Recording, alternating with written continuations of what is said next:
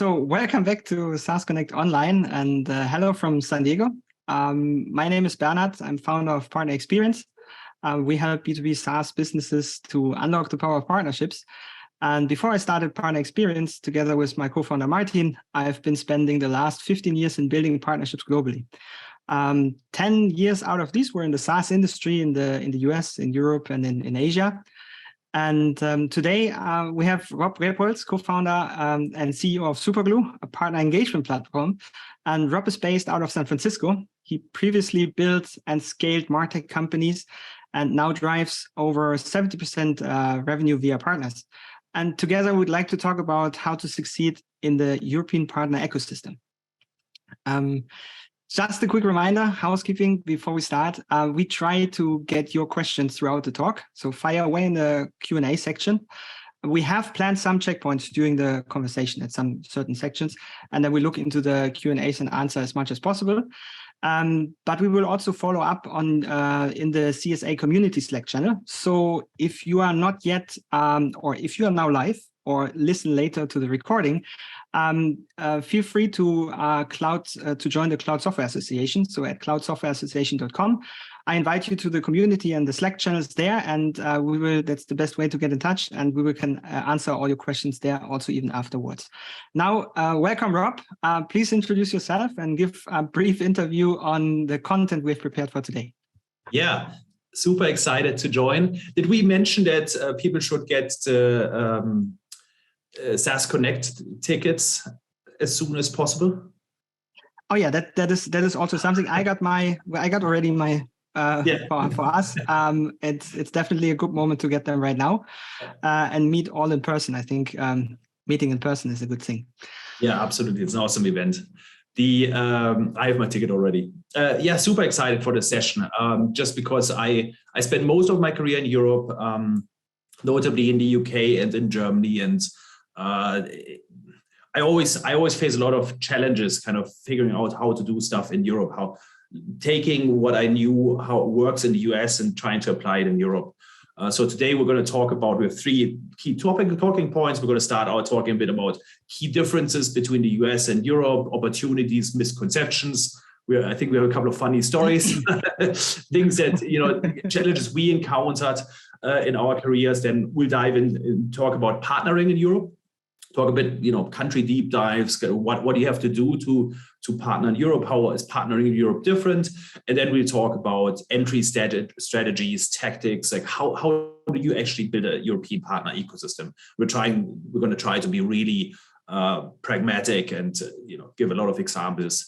And again, fire away if you have any questions or if you want us to go in a different direction. With that, over to you. Yeah, so that's not AI created content. It's all made with sweat and years of going through that. So good. Starting with the US versus Europe, key differences, opportunities, and misconceptions. Rob, what are the key differences between the US and Europe that you would, as a big picture overview to give? Yeah, listen, overall, it's the big realization is like Europe is not, the European Union is not one country, right? We have 27 distinct countries and cultures, and however you want to cut it, like even if you would think about it in clusters. So very often people talk about DACH, which is Germany, Austria, Switzerland, or the German-speaking countries. That can help you do a lot of stuff and be more efficient. But even within those three countries, there are significant differences, especially when it comes to partnering. So that's really a tough one. The Germans and the Swiss are aligned on being, let's say, risk averse and having a lot of legal requirements, etc. But then you've got the Austrians, which are more easygoing in that regard, but they are a lot more focused on trust and loyalty, and it's a lot harder to come in from the outside. So it's really tough, and that's something you really have to keep in mind. And I think people know it, but they ignore it. They're like, yeah, we know these countries are different, but we're still going to go to the UK, set up an office there, and then cover all of Europe. I think also language is a big one. That's something that's often underestimated. Yes, everybody in Europe speaks English, especially in our industry, right, in tech.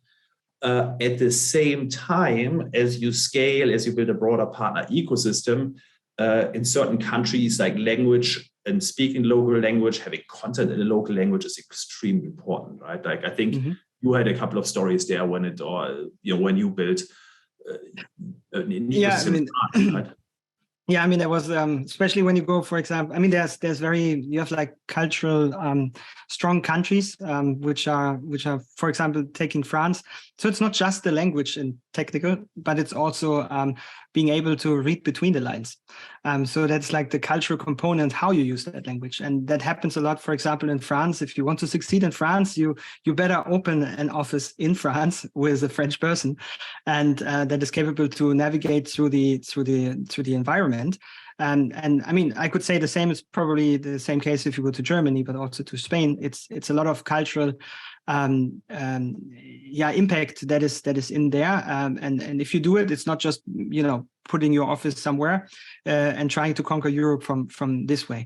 A good point in this one is actually I can just recommend Hofstede, cultural stories and studies from Gerhard Hofstede. Like he's really, I think it's from 1997, and he's speaking about. I learned it in college, like too long ago, but it still applies. I still and it's it really applies, and you have also the clusters they are in there, so you can really get a lot about uncertainty avoidance, collectivism, and individualism, and some parts of those help actually to go through that.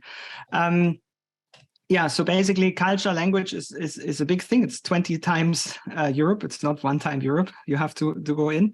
What do you think, while we are speaking about going the difference between US and Europe, but what are the differences, like going a little bit deeper in that topic within Europe itself? What do you see there? Yeah, so I think the important thing is also like looking at decentralization. Obviously, Europe, just like the US, but even more so, is very decentralized because you have these separate countries. And then even within the countries, you have a very different setup. If you go to the UK, we're already talking about country strategies, right? But if you go to the UK, you're fine if you have an office in London. If you go to France, Paris is good. If you go to Germany, Munich or Berlin might not be enough. You might need Hamburg, right? Like that's a big one. Cologne. Exactly. And all of a sudden, it's a tricky question, like where are you based? How do the people in these countries do business? And the question isn't Berlin or Munich, for example, in Germany, in terms of like where are more tech companies. It's also about your ICP. If you target the enterprise, you got to go to Munich. If you're more in the in the SME or in the startup space, you might want to be in Berlin. So it's a tough one, right? Like these differences within each country and how each country does business. Yeah, I mean, I've seen it. I mean, it definitely applies for SaaS. I've been building partnerships also in other industries. I think what really points out, and what it's worth it to mention, if in Europe you see like very centralized countries like France, where things happen from Paris, or London in the UK, but Germany stands out in terms of being decentralized. I think it's also like from the history, because it was cluttered over a long time. So there's decentralized decision-making processes happening in this. So you barely have like one central point for decision, which is important to know when you are dealing with people and finding a decision maker. You need to be there. Interesting. Yeah. It's interesting. It's decision makers, but it's also perception. So, I mean, I don't want to talk both German or from Germany originally, but so let's not talk too much about Germany. But if you are based out of Munich, people in Berlin have different views of who you are and what you represent. Because like there's this perception that you're people from Munich are posh, etc. The same is true if you're based out of Paris and you try to do business in London. There are certain perceptions of that, right? Like this. Barcelona, Madrid, the same. Yeah. Exactly. So I think that's an important one, and it also impacts. I mean, where you're based, the approach you take will probably the people you hire on the ground. That I really like that. The discussion we had around the views of people in Europe and the different countries on cooperation and competition. We talked about that, right, where we said in the US, messaging is when it comes to competition, right, you're a lot more straightforward. You're like, here, these are our key competitors, and here's how we're differentiated. Here's why you should partner with us, and they can't do these things that we do. I think that's very different in Europe overall. maybe less so in the UK, but if you go on in mainland Europe, that can actually harm you. Like that, I learned that myself, even as a German, when I went into deals and took that approach. And I was like, by the way, you should partner with us because that company you're partnering with right now lacks all of these skills, and people didn't appreciate that. Yeah. The competitor bashing is not even good accepted for the, like, I mean, it never works out is there. I have one question, like going a little bit further, even like besides culture and languages, how do you think like geography, like compared, like speaking about US as a really big country, geography and also regional and national legal requirements, how do they impact? What do you say was in Europe? Yeah, I think that's a really good point. So people, whenever I'm in the US, I feel like a 4-hour drive is nothing. When I lived in LA, it was like, it didn't, I got in the car and drove an hour to meet friends for an evening, right? That was normal to me. When I lived in Munich, I hardly ever went to Stuttgart to visit my family that lives there, and that's just 1.5 hours away. So I think distances are perceived differently, but also I think it's like the short distance in Europe are an opportunity. So I think people often miscalculate how, or don't know how close stuff is. Berlin to Munich, I used to do a lot of business in London, and I would fly there from Berlin once a week, sometimes just for a day. Those were the days when the remote wasn't as much of a thing. Those were the days. I mean, obviously that's not from a sustainability point of view, not great, but it is something that's very possible. Traveling within Europe and being in a lot of these places that we just talked about. These are not long 6-hour flights. And I think it's a necessity, right? Like you can get to places faster, and you need to do that as well. You have to that one office, you need to show up in a lot of these places. Yeah, there's also from infrastructure, there's not really an excuse. Like there's always a train, there's always a plane, or good infrastructure, like within Europe, like the network. So, I mean, it's expected to be there in person and to speak. It's less digital. It's more meeting in person, because the partner may think if you're not coming over for this 2-hour flight, probably it's not worth it to go into this long-term relation. So like in-person meetings is something I think that stands really out. Especially because trust plays more of a role, right? Like we had this discussion where we talked about brand versus trust. I think in the US, very often brands plays a more important role. It's like, here's who we are, here are our investors, here are our customers, and that already opens the door. Maybe we do account mapping, great, lots of overlaps, let's partner. That plays a lot less of a role in Europe, right? Where of course it plays a role, right? If you have a strong brand and all of that stuff, but people still you need to build trust, and you need to overcome reluctance to partner. And that very often just requires you to meet people. You need to show up. Yeah. I use trade shows for that a lot. And I would use trade shows. I mean, that works everywhere, recruiting partners at trade shows, but I feel like it was even more important in Europe, where you go to trade shows, you shake somebody's hands, you meet some VP or whatever, and that then opens the door and changes the conversation. And I mean, I think there's one point, diversity and legal requirements, let's say.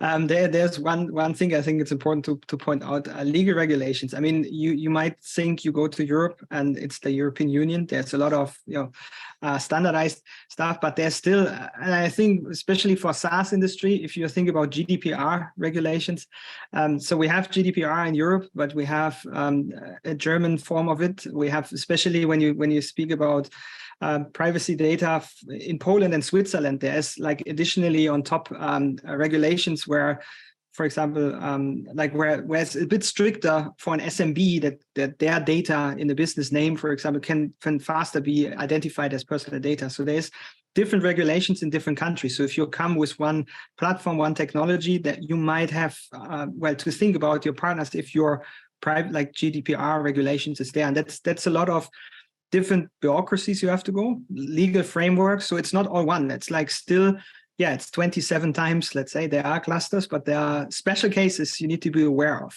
I think that's a good point. You just being like, hey, this worked for our partners in the UK doesn't mean it will work for the German or the French. And the other way around. So there is no, hey, we're going to do just max and we're good and we can cover everything. I think you need to have very individual conversations. At least be aware. I think you don't need to obviously build an individual kind of setup in every country, but you need to be aware of the fact that some people, they might not even tell you that. That's an important thing. They might have data privacy concerns, and people might not tell you that that's the reason why they're not doing stuff that you want them to be doing with you. So keep that in mind. I often tell people, like, openly talk about it. Like, what are your requirements in that regard?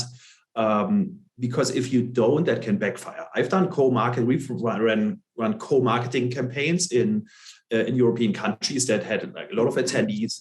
And afterwards, we asked the partner, we're like, hey, can we get the leads, right? Because we generated demand, etc. And they're like, oh, well, we can't do that for GDPR reasons. They didn't agree to that. So that's something that you have to keep in mind. And, I mean, you can get that out of the way if you have that discussion early on. Like, what do we have to do? We are obviously interested in the leads. If we do co-marketing, you can make that happen. But it's just stuff that very often is surprising, and it can be, can create a lot of challenges if you're not aware of it. Yeah, and I think out of this position, like, people think it's like legal, so it's like perceived as being like common knowledge in this way, and then it's a surprise that maybe comes like very, very late throughout the process of signing, or even after you signed, it comes out, we actually in our country we have a specific legal requirement that meets this. So it's very important to have that in mind. Probably have that in the checklist when you partner with European partners. My recommendation in that regard is, especially in Europe, because people are very reluctant, and if you're a US company, you are perceived as not taking the stuff seriously, is to have that discussion very early on, potentially figure out what you need to sign, like to get approval. Once you have approval, very often people have like data privacy officer, etc. Once you get their approval, you're good. That opens a lot of doors, and then every time you have that conversation, people are reluctant to be like, hey, we have to go. We signed the NDA that you wanted, etc. I think people forget that, though. They focus on other parts of the partnership agreement that I think in Europe might be less important. But that is really an important piece of the conversation. I think as a US company, you would just, you started in one country, and you can trust that usually these regulations will be in the huge domestic market all the same. But if you go to Europe, like, it's you have to be aware. It's just an additional tick box that you have to check there. Exactly. I mean, overall, I think that's always the thing that people in the US like don't realize. I always joke that I like the IRS because I had to deal with European tax authorities and do everything, and figure out what needs to be done there, and the individual interpretations, etc. You have a lot less consensus, etc. And so it's a pain, but you can get that out of the way, and you should early on. That's I mean, I can just say, like, it's also depending like how much pain you already endured and going through. Like, I think tax regulations here in the US are much easier compared in terms of bureaucracy, I would say. Let's wrap that up a little bit, this section. So US versus European Union. I think it's safe to say, let's try to see that from a US perspective going to Europe. And I think that applies also for a lot of, independently where you're coming from, because the points in Europe apply for you as well. But from a US company, you start like in a huge domestic market. You have compared to any individual European market. So Europe is big, but all the individual markets that you look at are smaller. Then you have regulations that you face when you start here. Is basically pretty like it's easy to grow a company. Like, it's easy to found an entity and get started. So what then is happening, like, you have plenty of space to grow in this market because you have a big potential customer base, like compared over 300 million inhabitants. Like, you have a big market where you can grow, and you can grow a long way. So, and that is all within one language, one culture. So it's like it's a good way. You have access to US investors, which are a little bit more open for risk, or known for that, so that you also have like relatively openness and to get more cash and to grow. So basically, compared as a US company, when you appear in Europe, compared to that, you have a long way to develop, to build your structure, your company culture, the routines before you internationalize. So that is good and bad, because you've been like fed by success and you have your routines and everything works, it's great. And now you arrive in Germany or in Europe or in like France or in like any other country. And then what happens is that you have to start with some parts from scratch. So your routines get into a stress test because you're already a bigger grown company that starts and needs to be starting again a little bit smaller to make sure that it fits to this new market. The playbook needs to change, right? You have a playbook that worked scaling in the US, and all of a sudden it doesn't work anymore because things are different, especially in partnering. I think in sales as well, but especially when it comes to partnerships. I think in partnerships, you have the biggest differences in terms of how, because sales has gotten a lot more aligned, right? Like, I mean, Europe is a couple of years behind in terms of sales approaches, etc., and how things are done. But when it comes to partnerships, I think the gap is the biggest, probably. Yeah, that is. So let's go further. Let's go to the next section, doing business and partnering across Europe. So doing some country deep dives. So how is partnering in Europe different? And how would you apply that? Yeah, I think, overall, when you do how companies operate in Europe, and if you look at local champions that do well, you see that, everything is smaller. So people have there's a different DNA that people have. There's also, because they need to expand into other countries in a very early on, like you said before, but they also need to figure out certain ways how to collaborate. I'm not saying partnering yet, but collaborate across countries and find ways to do that. You have more product localization that takes place, that opens doors but creates challenges as well, right? So you want to sell in France, you need a French product, as simple as that, or a French language version. And then this starts compared to the US much faster. As a Europe, your gross limit is like, even in the biggest markets, it's 80 million inhabitants. So your gross limit of the market starts much faster. And basically you're in the earlier stage of your company growth that you have to think about localization, that you have to think about adjusting your product and work in different market structures. So, yeah. Yeah, exactly. And I think the flexibility is something that is unique there. The flexibility to think about different countries, different settings, right? And flexibility to adjust and move and iterate, which normally is an American trait, of course. That US companies are great, but once you come to Europe, very often you've reached a point where a lot less of that is happening. I think overall, the big thing when it comes to partnering, I would say the big difference, it's a lot, for a lot of reasons, it's a lot more personal, it's a lot more relationship driven, right? Like you said, it's not the brand or stuff like that. The thing that I learned, what was interesting to me and maybe somewhat unexpected, was in the US, when I went into partnership discussions, it was a lot easier to sign the agreement or get on somebody's website, all of that stuff, get in a marketplace, get listed, get a shout out, etc. Even without shared customers and all of that stuff, sometimes even without meeting people. But then the next step is a bit harder, right? Like the next step when it comes to actually doing stuff together, co-selling, because people have a lot more partners. So being the partner that is chosen to be taken into deals, etc., I think it requires a lot more work. I think in the EU it's different. It's the other way around. I think the opening the door, I think you have your bouncer story, but opening the door, right? Like getting through the door, getting into that partnership is a lot harder. A lot more reluctance. Even European, big US tech companies in Europe, I would say there is more of a reluctance to just partner with somebody, go out there, take that risk. However, once you get through the door, once you're accepted as a partner, once you're vetted, once you've built the trust, etc., I feel like it's a lot easier to do cool stuff. For example, we've done a lot of these cases where we build these relationships, and then it took us. I've had cases where it took me a year to build a relationship, not even with the partner manager. I had to go through the CEO because the CEO was the one who ultimately approved stuff. It was that complex. It's old school, and I think it's not the future, but that's how it is. In some cases, you get through the CEO to the partnership team, and once you're approved by the CEO, you have an in, and sometimes they even close the door behind you. We've had that. We've managed that. We've built relationships where we we were selected as this exclusive partner for what we did. And when other companies showed up, we're like, oh, we do the same stuff or similar stuff. They're like, no, we're good. We've got somebody. So that's something that doesn't work if you work with a big US company, but with some of the smaller local players that sometimes are a lot more powerful than you might think. So big opportunity. So I think people misunderstand.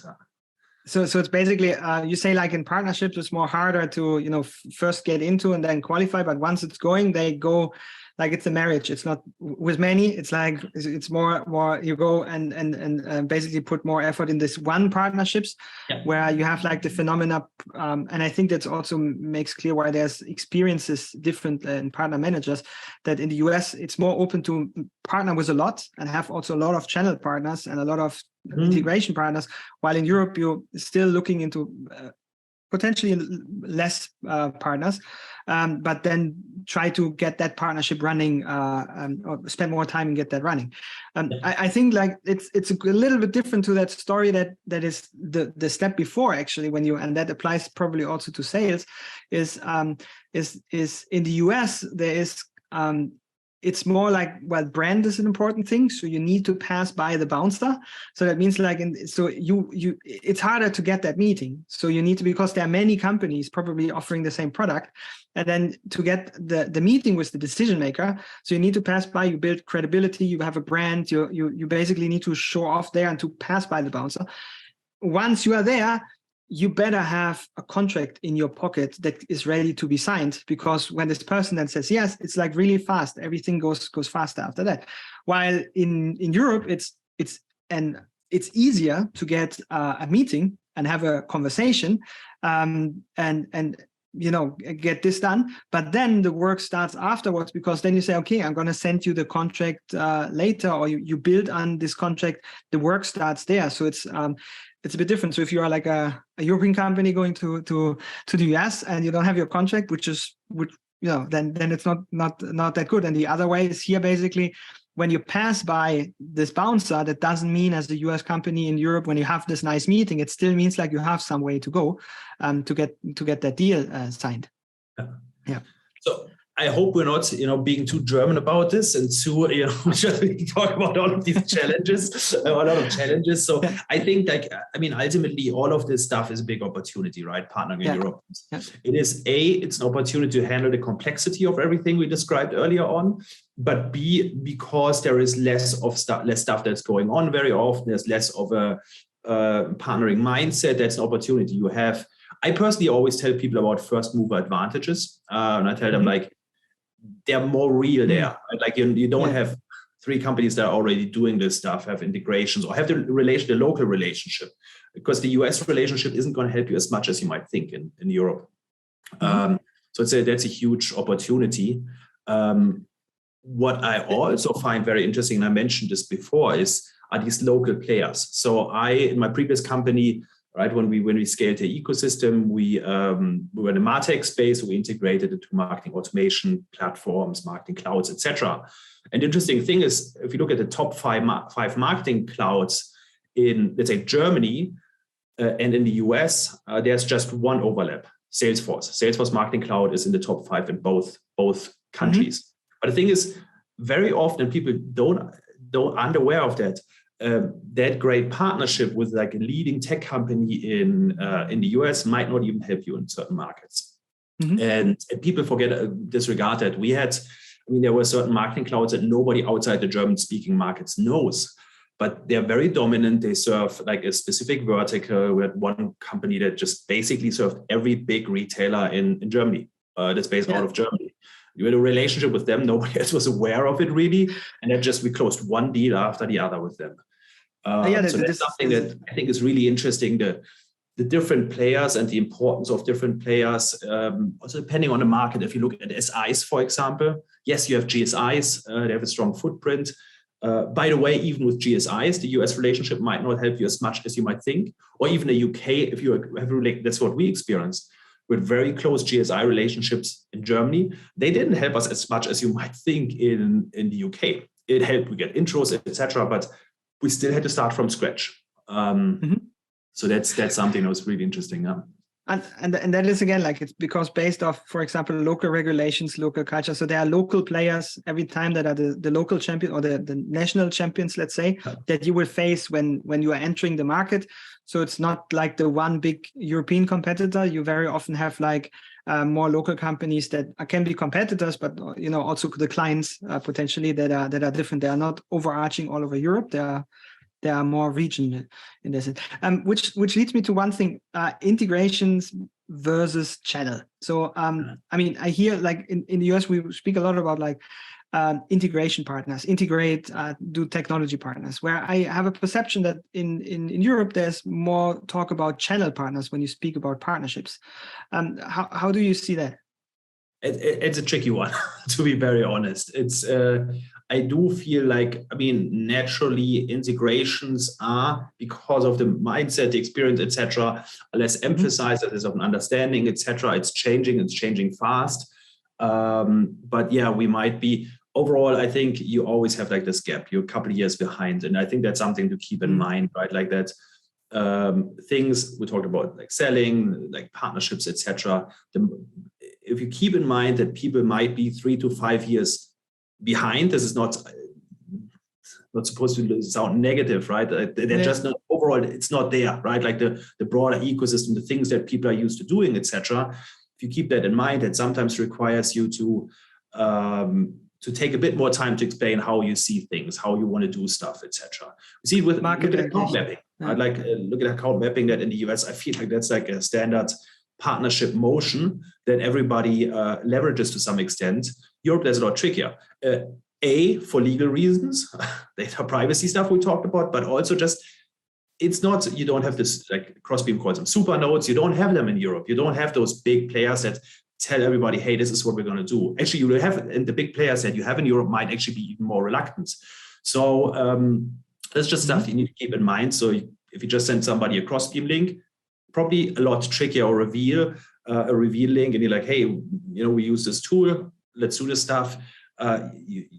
This might not work, and you might need to have to invest more time up front. I did that. I had like some people reveal and Crossbeam links left and right, because I was just such a big fan of companies. But adoption was terrible at the time. That was a couple of years ago, or 2 years ago. Probably, I don't even know. Like in the early days, right? But it's just something I realized, man, I need to take a step back and actually explain people what's happening here.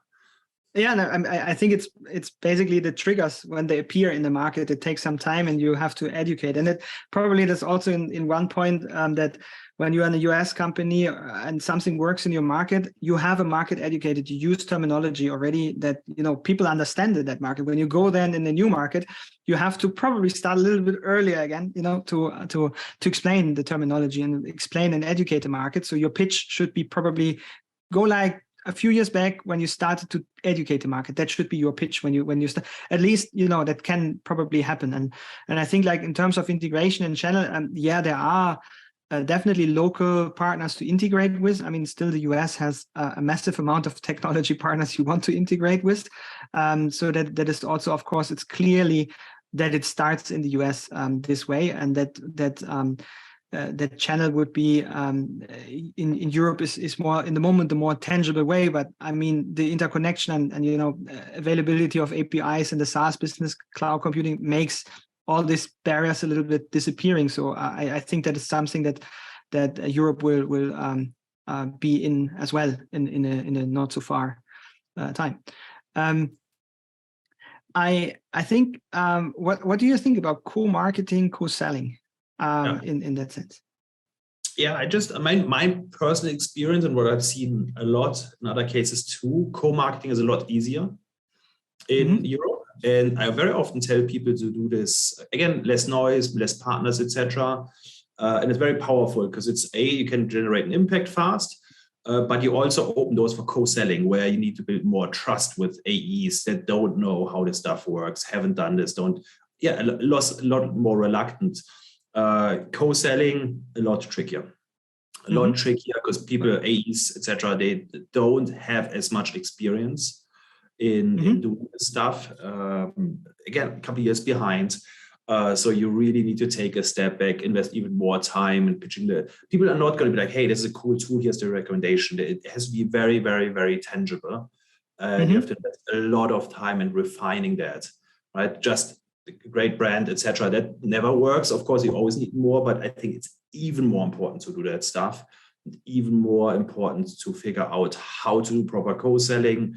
What we did a lot in my time, we had a lot of we actually leveraged a lot of co-selling. My previous company still do.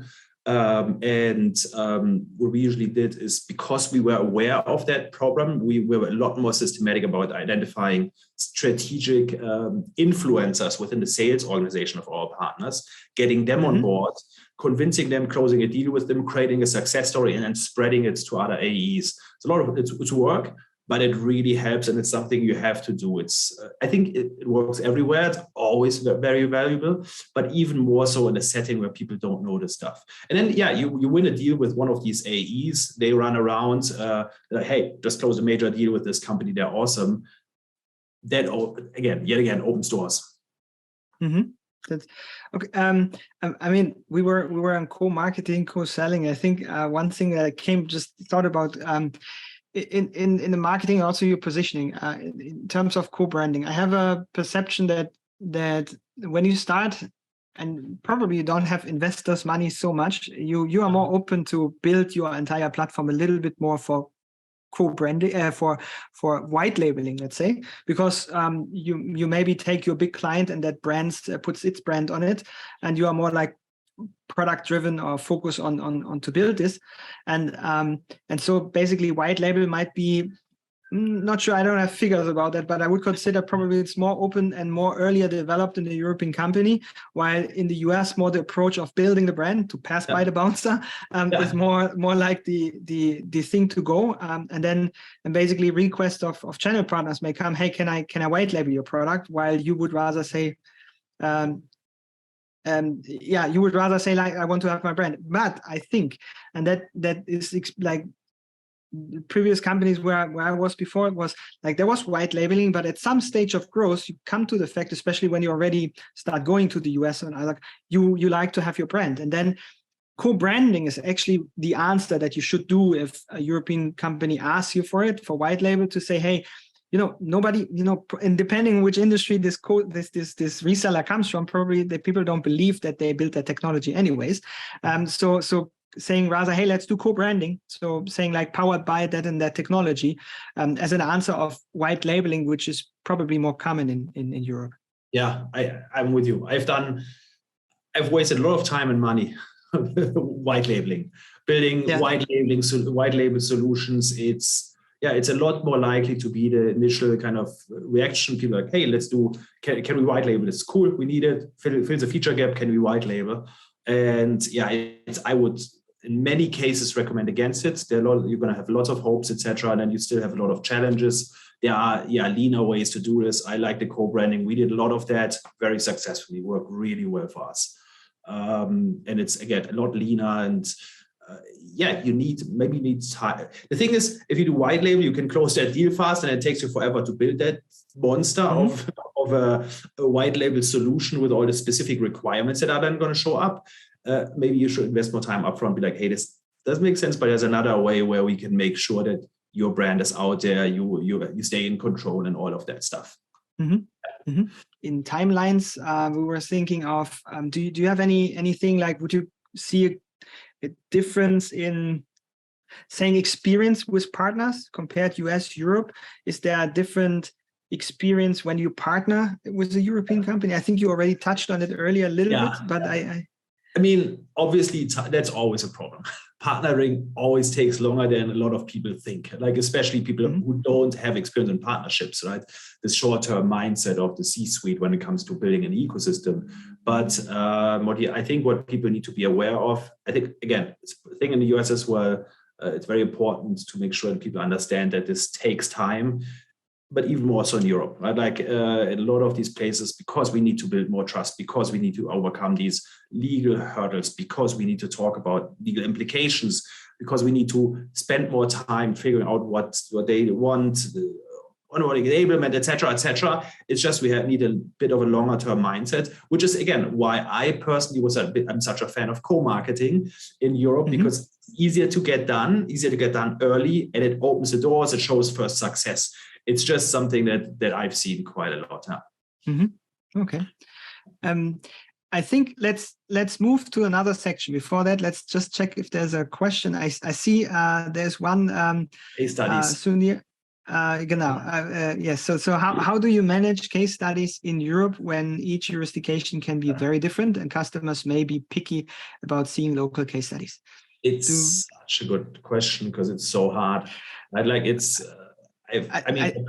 yeah. I mean, I have some experience from SaaS company being actually very present in Europe, and I think you can definitely build the case studies. And if you put a leading brand in your case study, that a leading brand from France or a leading brand from Spain, definitely that has an impact, right? So. Because that is not so bad. I think that is really still. It's still Europe, and it's in this way. The perception is like, hey, they are working with the market leader in France. So for the market leader in Germany or for the market leader in Spain or Italy, it definitely makes sense. So it has an impact. So it's not isolated in that sense, because you already bought and you can be sure, like if you've been like. Curated by a market leader in one country, you will be good qualified for another one. Yeah, I have to admit that I would kind of disagree. I think yes, I'm with you.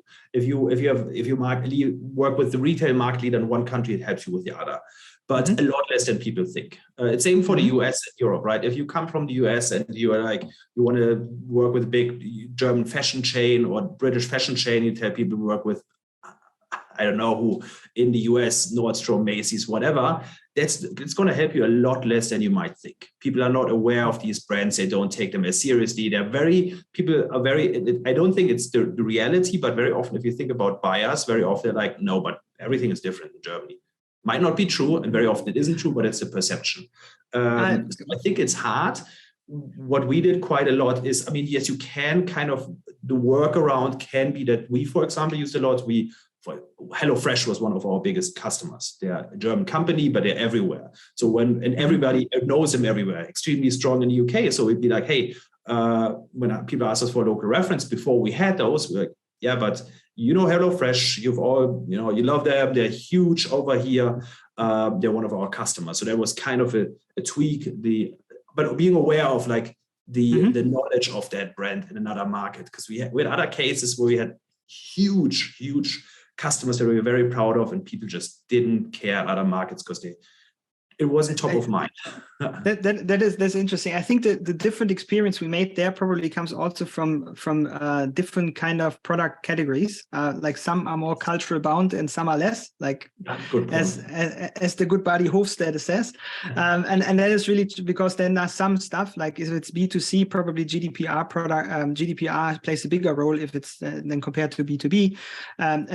I guess that's probably also the perception depending on which product it is. If it's more like a generic product or an easy platform that can apply easier, is probably different than something that is very complex to implement. And then, it doesn't matter if you are with the market leader in France, because in Spain, we have different rules, let's say. Yeah. It's an interesting question in there also regarding PRMs in Europe, especially Germany with data privacy concerns, etc. I think that's a really good question. So the PRM, people use PRMs in Europe as well. I think a lot less. It's not necessarily a data privacy question. It's just a technology adoption question. And because people use it a lot less, people are a lot less aware of what this is, right? So you need to explain this stuff. Like you just, hey, here's our PRM, here's a login link, and now take care of stuff. That's probably not going to work. So again, you need to think even more about portal adoption. And I always tell people, I think PRMs are very important in a lot of cases. They make a lot of sense in a lot of cases. But portal adoption is obviously always something that requires efforts to achieve. And that's probably even more so the case in Europe, where not necessarily the data privacy topic stands in the way, because I don't think there are the big concerns there, but rather just the understanding of what this is all about and what is expected, et cetera, et cetera. And it might even backfire if you're like, here's the thing, take care of it yourself, and we're going to track you here. That might be considered rude, right? Like that mindset. So again, I think look at everything that you're doing. It's going to be easier in the UK, where again, tech adoption different, etc. But in a lot of other markets, be careful. Think about whether a PRM makes sense, and if it does, then and whether you need it. That is very often the case. Then figure out how to drive adoption.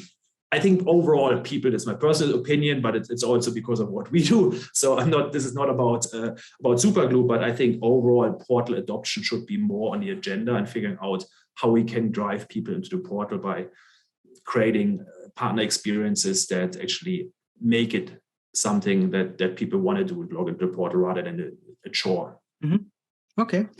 I think it's time. Let's go to the final section that we have, entry strategy, and all questions that are up there. We're gonna follow up in the Slack channel afterwards if we cannot answer everything. Just like to finalize the session, also entry strategies and tactics on how to build European ecosystems. So how, like, getting concrete. So how to go about like partnering in Europe. So what would you suggest to do? I mean, obviously, this is like, there's no perfect blueprint. I'm going to be like, these are the 5 steps and you're good. But I think there are 5 steps that are always important, and then you need to refine this stuff and figure out how to play it in your case. I would say the first step is, and I think like people very often skip it, it's as simple as it sounds. It's do the research, be clear on your market entry point. And it shouldn't be, UK. Second one, think about, of course, like your partners in your home market, the US, for example, and how those can help you in that other market, how their brand reputation can help you. But think about local champions. And we'll dive into these points in more detail in a second. Then think about regional strategies, local goals, timelines. I think especially for onboarding enablement, right? That different approach, getting people there to understand what's necessary. Focus even more on building trust, nurturing loyalty. I think that's really important, right? Like, what do I have to do to get to that point? So it's a bit more of a softer kind of thing to do, and then be present in key markets, right? To meet in person, localize your approach. That's so important. It doesn't necessarily have no open office everywhere, but being present can be achieved in other ways. Sometimes it does mean you have to be just be there. You need somebody in a certain market, because that sends a very different signal, sometimes very important signal. Sometimes it's also fine to have a French person that's based out of London. That also helps. That's I think, but for the French market. Yeah, exactly. Yeah, exactly. Yeah. I mean, that happens very often as well, that people are just like sitting in Barcelona taking care about. I mean, I remember I've been sitting in Paris opening the German market, and then have to travel to Germany for a French company, actually. So that happens very often. I think it's very important, these people who understand these things very often. And I had this discussion in a previous panel where somebody was like, well, they expanded from the US to Europe, and they just brought partner managers from the US to Europe and just based them out of London. It works. I think they did ridiculously well. And people, of course, that makes a lot of sense very often, but keep that in mind. Yeah. So, I mean, I mean, we have the 5 points, and thinking about going a bit in detail. So, finding the right entry point, how to pick the initial. So we're saying, like, I mean, a classic is, as a US company, you go to the UK because they speak English. But I mean, apparently Brexit happened, but also it's like you are still, and it doesn't matter in which country you start, you are still not covering the entire surface there. So how do you pick actually what is your initial best market, and how would you address that going there? I think you shouldn't just go for the kind of the stuff that naturally feels easy. Oh, they speak the same language. I think you need to backwards engineer it. And I don't see enough of that. You need to think about What is your ICP? Where are these customers? What type of partnerships are you looking for? Where are these types of partners? Like there are lots of things to keep in mind, and then backwards engineer and figure out your market entry point. And I think very often people just take this too lightly. It just feels too easy. Oh, cool. They speak our language. We've got a British guy on the team. Been to London. I think that's not enough. You might very well end up choosing a different market, and it might not be France, Germany, or the UK, because we always talk about those three big markets that are very appealing. Of course, those are the biggest markets in Europe, but I've seen people do great stuff in the Nordics. The Nordics are awesome. Everybody speaks amazing English. They don't even have the weird accents the two of us have. And I've seen people really go via the Nordics. Very unexpected approach. A very tech forward, tech savvy. An early adopter to start something. Yeah. I mean, okay. So basically, you see it, and then you look into what is the inventory in that country. Is your industry there present? Is the market structure comparable to what you need actually for your product? So is there a product market fit in each specific country? Because due to regulations, can happen that in a specific country it's not there because there's a law forbidding to sell this. I mean, Uber had I think 20, going to Europe was different kind of regulations in the taxi industry. So, and that is just one example when you want to distribute your product. So, so basically looking into the legal thing, the legal requirements, the ICP, if your product and the structures there is that. So basically making a real, not just by the size, by the language, but also looking for the really from the, if your market fit is there, basically. Local champions, and I think we touched that also, so we can, so to identify local champion, what would you do there? How you would go forward to that? Put in the research. It's very often, I always tell people overall, I think in partnerships, we need to talk more to our customers. Asking our customers, who do you work with? Asking, look, if you already have European customers, who do you work with? Who do you trust? And you might get very unexpected results. Or just ask them, hey, who are the other big tech platforms that you respect? And very unexpected results. And there might be really cool ways to do stuff. Okay. Then, develop regional strategies. And I mean, that is something that comes from the... Yeah, I mean, it's. I think by now we understand we need to have regionally developed it, and why is then and also especially on partnering. So you sign a contract, which fairly easy, but then compared to, you still have to onboard and enable the partner. What works there and what doesn't, and is there specific differences that we see in this regard? Yeah, it's just the regional strategies. I think it's the onboarding part at the beginning. I think we can almost kind of merge these two points, right? The regional strategies, and then the building trust is actually next point that we had as part of that. You just need to think about this stuff differently, how you get people up to speed. I love that PRM question, because again, just being here's our PRM, here's the contract, let's go, is not enough. There's much more upfront work, not just legal stuff, but also getting the actual people up to speed. Yeah, and I think there's one example I could take out of this is hierarchy, which is culturally, I think this is different in the countries because you have some countries with a little bit more top-down mentality still, and some more flat hierarchy. So if you do the onboarding, you have a different access to the sales teams, for example, that you want to onboard. So how easy is that to get the 5 salespeople to make a channel partner training together, or can they decide by themselves? Does it need some further approval? So I think that's also impacting the timeline. So kind of hierarchies in the different countries may have an impact. So maybe you choose from your product how much onboarding and enablement I need, and you look into that country where find the best conditions to perform that actually.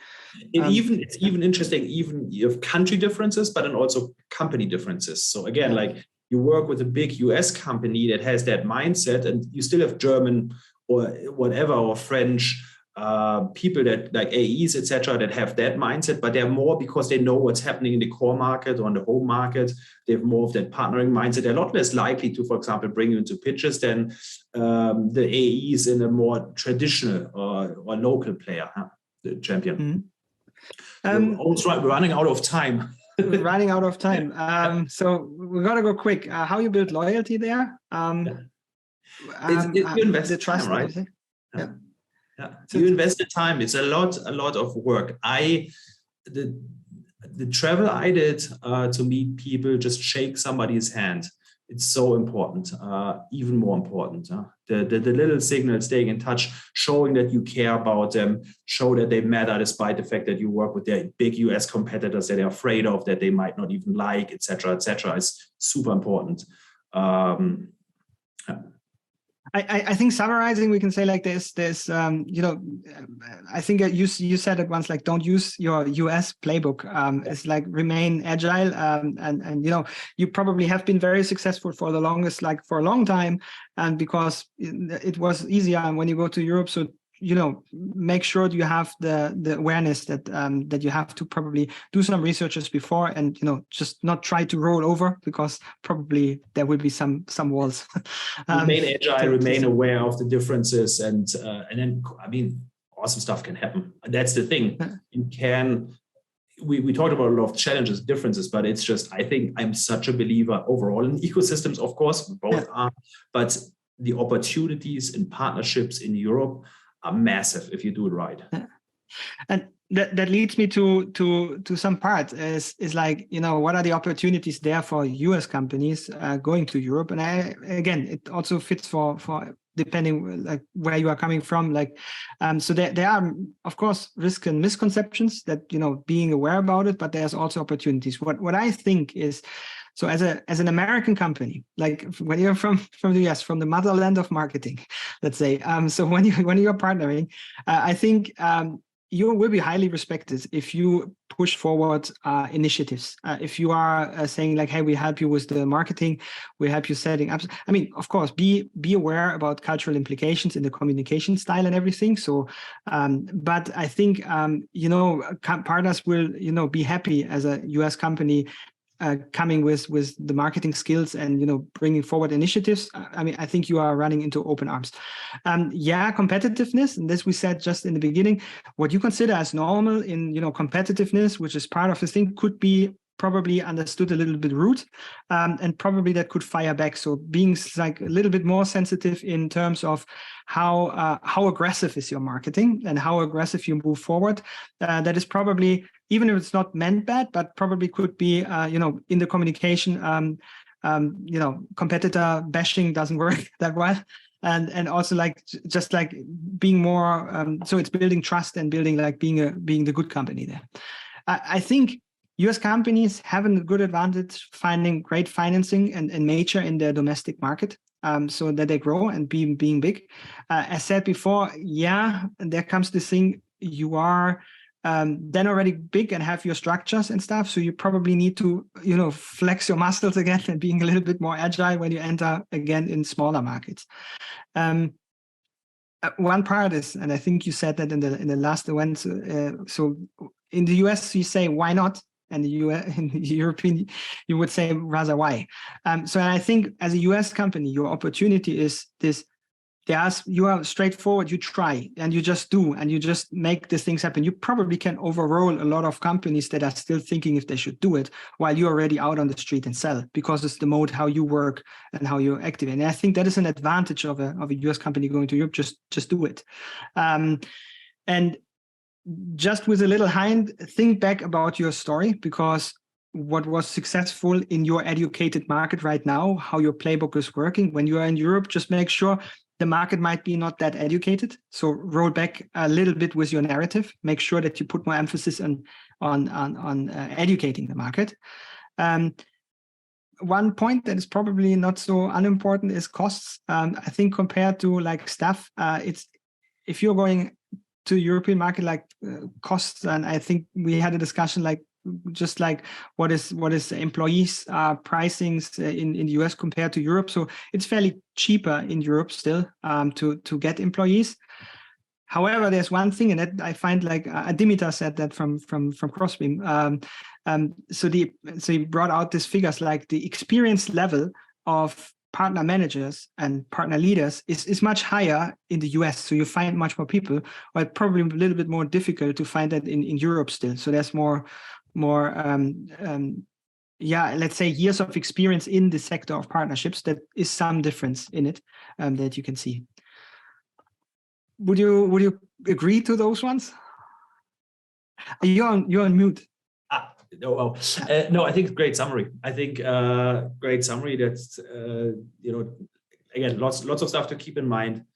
It's hard, but it's worth it. And with that, I think the recommendation is just to do it, right? Like, and obviously reach out to us if we can help in any way. Yeah. I mean, one thing, like bringing it back. So for everybody here, seeing it live or seeing it in a recording later, don't forget to register on Cloud Software Association, be part of the community and chat us up. We have a SaaS Partnerships Europe channel there. So any question, we're going to follow up afterwards. And if you come later, drop a new question there. We will be there to answer. Remember, there's the SaaS Connect coming in 19th of April. And probably we can see there in person. Also, thank you for Cloud Software Association to having us. It was fun. So what people don't know, the fun that we had preparing and speaking, because I think it's a very huge topic. And with this, we have much more to talk about that we can speak into being very getting more concrete on certain stuff. So please feel free, if you have questions, to reach out to us. Thank you, Rob, for joining. Thank you so much. I see Sunir just commented he buys drinks, asked us tough questions, but buys drinks. So yeah, looking forward to the next event with him. Great. All right, guys. Okay. Thank you, everybody. Thank you. Bye.